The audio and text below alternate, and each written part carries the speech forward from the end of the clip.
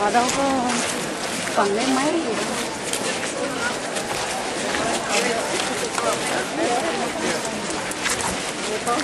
Đi theo đuôi bạn.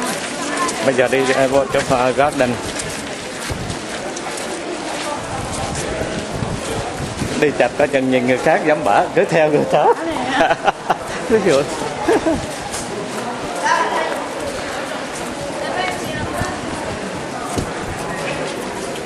Lạnh chứ.